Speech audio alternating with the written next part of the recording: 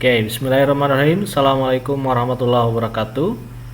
Bertemu lagi dengan saya Fahrul Fauzi pada pertemuan mata kuliah Ekonomi Mikro. Di pertemuan sebelumnya kita sudah bahas terkait dengan teori permintaan, yang mana teori permintaan kita pelajari ya secara konsep, definisi, kemudian faktor-faktor yang mempengaruhi serta pendekatannya menggunakan kurva ya kemarin. Kita lanjutkan untuk pertemuan kali ini, kita akan bahas bagaimana teori permintaan kita bisa pahami dengan pendekatan matematis. Ya, 2 poin untuk pertemuan ini, yaitu secara teoritis kita pahami dulu bagaimana pendekatan matematis itu kemudian bisa kita pahami dalam teori permintaan. Lalu kemudian kita akan melakukan latihan soal.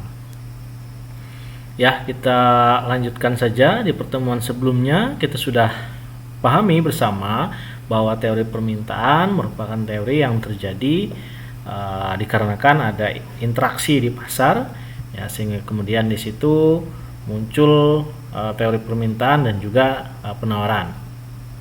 Teori permintaan seperti kemarin kita sudah pahami, ya, ada beberapa faktor yang mempengaruhi. Di situ ada harga barang, lalu kemudian pendapatan konsumen, selera konsumen, populasi, harga barang lain, serta ekspektasi konsumen.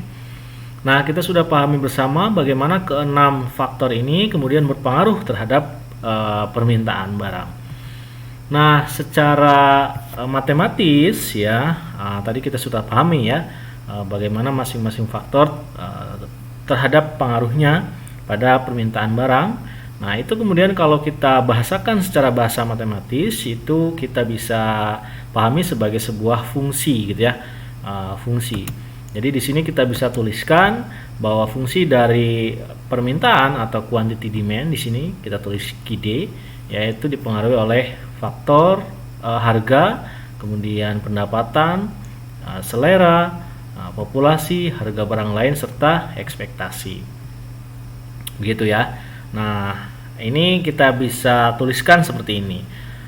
Untuk lebih lanjut, kita akan bisa pahami lebih dalam atau kita fokuskan bagaimana fungsi permintaan itu kita bisa pelajari secara matematis dari perspektif harga barang gitu ya. Nah, di sini bisa kita peroleh fungsi permintaan sebagai berikut ya, di mana QD sama dengan A min B dikali P atau harga suatu barang tersebut. Ya, jadi di sini QD merupakan kuantitas barang yang diminta atau quantity demand ya. A-nya itu adalah merupakan konstanta dan B-nya itu mencerminkan slope. Kalau di kurva permintaan itu mencerminkan kemiringan suatu kurva permintaan. Nah, kita langsung kepada contoh soal. Ya, di sini saya langsung memberikan contoh. Diketahui bahwa fungsi permintaan dari suatu pasar, ini suatu pasar ya, berarti di situ sudah terdapat banyak konsumen untuk barang X ya, yang dicerminkan oleh fungsi permintaan sebagai berikut. Nah, di sini fungsi permintaannya sudah muncul ya, yaitu QDX sama dengan 6000 min 1000 PX. PX-nya itu harga barang X-nya ya. Nah, kemudian di sini kita diminta untuk mencari demand schedule ya, demand schedule dari barang X tersebut ya. Kemudian berikutnya kita buat kurva permintaan atau demand curve dari demand schedule yang sudah kita peroleh. Nah, kita jawab dulu untuk yang poin A. Poin A ini kita buat demand schedule-nya ya. Kita tentukan dulu di sini harganya, harga dari barang X tadi. Di sini saya contohkan harganya 1, 2, 3, 4, 5 dan 6. Ya, di sini kenapa harganya bulat ya, karena saya ngambil dari buku Dominic Salvatore ya. Jadi di sini harganya tuh satuannya dolar gitu ya. $1, $2 dan seterusnya. Oke, kita langsung coba lakukan perhitungan untuk mencari quantity demand pada masing-masing tingkat harga tersebut. Nah, di sini kita sudah dapat fungsi permintaannya ya, QDX sama dengan 6000 min 1000 PX. Kita langsung masukkan saja fungsi permintaan ini pada masing-masing tingkatan harga.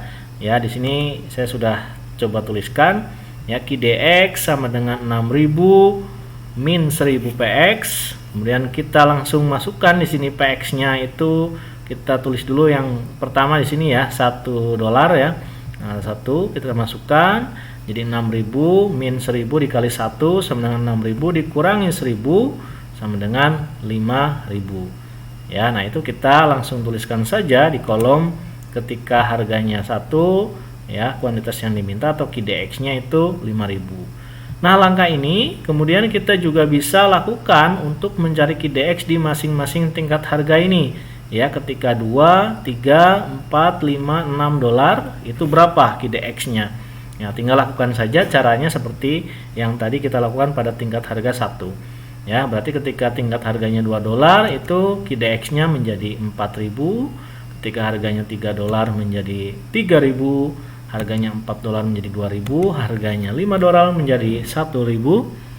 Ya, kemudian ketika harganya 6 dolar itu jumlah barang yang diminta atau QDX adalah 0. Nah, ini sudah kita peroleh demand schedule untuk barang X ya, seperti ini. Nah, kemudian kita terapkan untuk mencari kurva permintaannya di sini ya untuk poin B.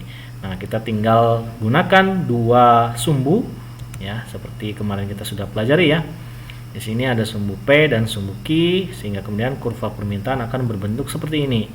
Ya, ini adalah kurva permintaan untuk barang X atau notasinya DX, demand untuk barang X. Bisa dipahami ya, simple ya.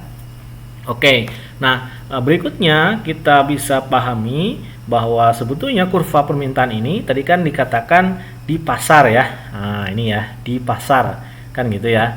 Nah, itu sebetulnya gabungan dari berbagai kurva permintaan dari konsumen yang ada di pasar. Ini sudah bentuk gabungan. Ya, jadi ada satu individu, kemudian individu lain dan seterusnya. Ya, nah kita akan masuk ke contoh soal berikutnya. Nah, di sini saudara pause dulu videonya, terus coba lakukan langkah yang tadi kita sudah lakukan ya dengan mencari demand schedule, terus kemudian membuat kurva permintaan. Silahkan di pause dulu videonya. Oke, sudah di pause ya. Nah, jadi di sini soalnya jelas adalah individu. Ya, individu.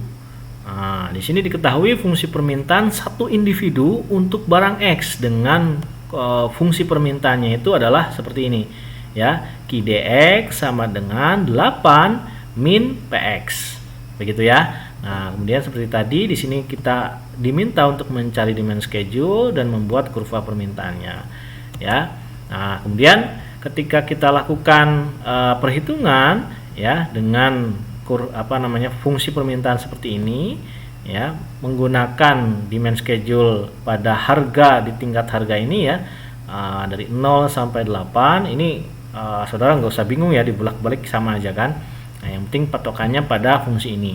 Ya, ketika harga 8, harganya 8 dolar, ya jumlah permintaan yang diminta adalah 0. Ketika harga 7, itu jumlah barang yang diminta adalah 1 dan seterusnya dengan cara yang sama tadi ya. Sehingga kemudian di sini untuk satu individu ya di pasar untuk barang X kita sudah dapat nih demand schedule-nya. Ya. Nah, di sini kita terapkan juga dalam prinsip kurva, kita peroleh di sini kurva permintaan untuk barang X ya untuk satu individu tadi. Jelas ya, bisa dipahami.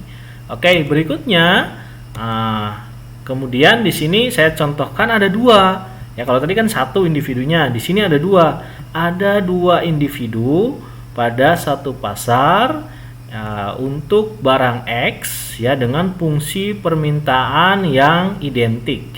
Ya, ini fungsi permintaan yang identik. Berarti masing-masing individu itu fungsi permintaannya itu seperti ini. Ya, nah di sini saudara diminta untuk mencari demand schedule sama seperti tadi dan juga kurva permintaan. Ya. Nah, dengan cara yang sama kita bisa peroleh untuk masing-masing individu ya, demand schedule maupun kurva permintaannya. Nah, di sini saya sudah coba buatkan. Ini saya ringkas ya harganya ya. Diperingkas, kalau tadi kan dirinci ya dari 8, 7, 6 dan seterusnya sampai 0. Ini kita langsung ringkas di 3 tingkatan harga 8, 4 dan 0. ya. Nah, ketika harga 8 itu untuk KDX atau jumlah barang yang diminta untuk individu 1, ini ya KDX 1, ini KDX untuk individu 1, ini KDX yang mencerminkan permintaan barang X untuk individu yang kedua.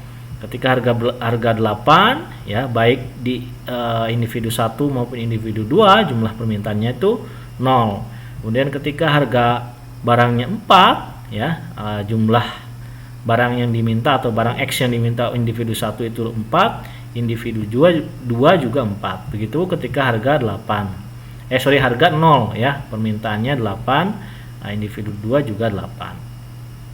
Ya. Nah, di sini kemudian kita bisa akumulasikan ya dari permintaan barang X untuk individu 1 dan individu 2 ya. Kemudian kita bisa cari permintaan barang X di pasar ya. Di pasar itu berarti akumulasi untuk barang X baik dari individu 1 maupun individu 2. Nah, di sini kita tinggal bisa jumlahkan ya.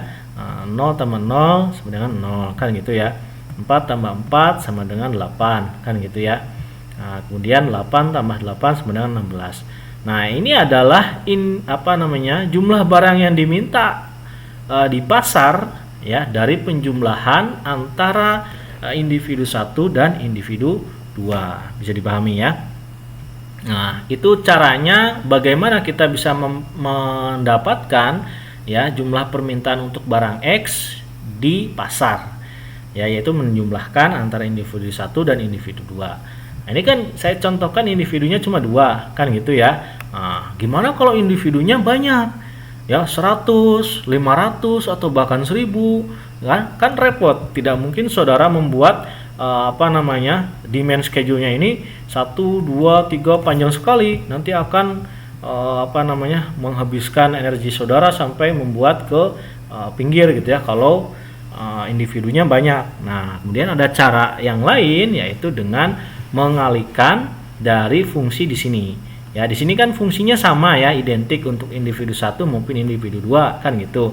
Nah, kalau di sini konsumennya cuma ada 2, kita tinggal kalikan saja ya, persamaan ini dikali 2 ya, kan gitu.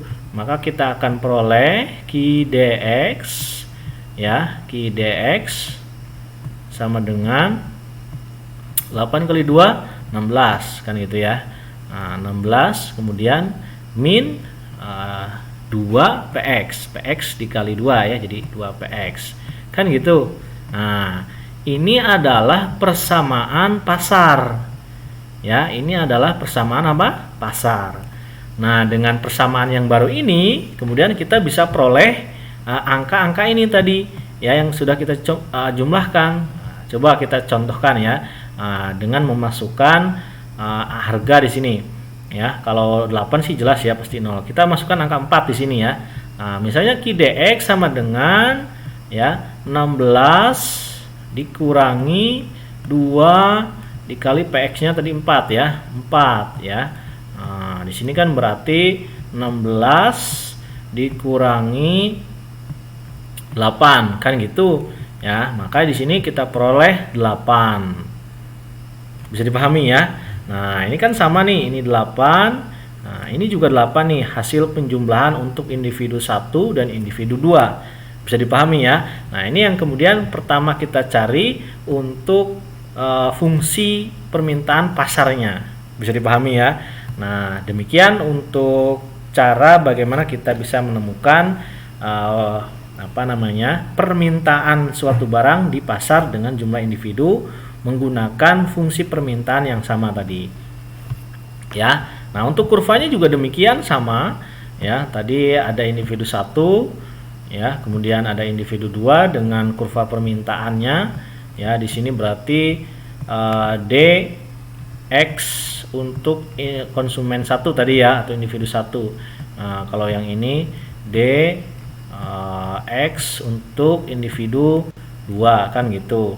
Nah, kemudian ketika dijumlahkan tadi menggunakan demand schedule maupun dengan fungsi permintaan, kita peroleh kurva permintaan pasar itu menjadi seperti ini ya, DX. Nah, itu kurva permintaan untuk pasar. Bisa dipahami ya. Nah, untuk selanjutnya saudara coba lakukan perhitungan ya dengan soal seperti ini. Kemudian nanti saudara lakukan perhitungannya menggunakan cara yang sama. Pertama tadi cari fungsi permintaannya, pasarnya ya, kemudian cari demand schedule-nya, kemudian nanti aplikasikan pada konsep kurva begitu ya. Nah, di sini sudah jelas ada 1000 individu dengan fungsi permintaan yang sama atau identik. Nah, ini contoh soalnya sama ya. Nah, tinggal saudara coba cari fungsi permintaan untuk pasar dan kemudian demand schedule dimasukkan di sini ya. Nah, kemudian ditempatkan pada kurva. Dibuatkan kurvanya. Demikian untuk pertemuan kali ini. Silahkan coba lakukan. Nanti tugasnya di-share di Google Classroom ya. Terima kasih. Saya tutup. Billahi taufiq wal hidayah. Assalamualaikum warahmatullahi wabarakatuh.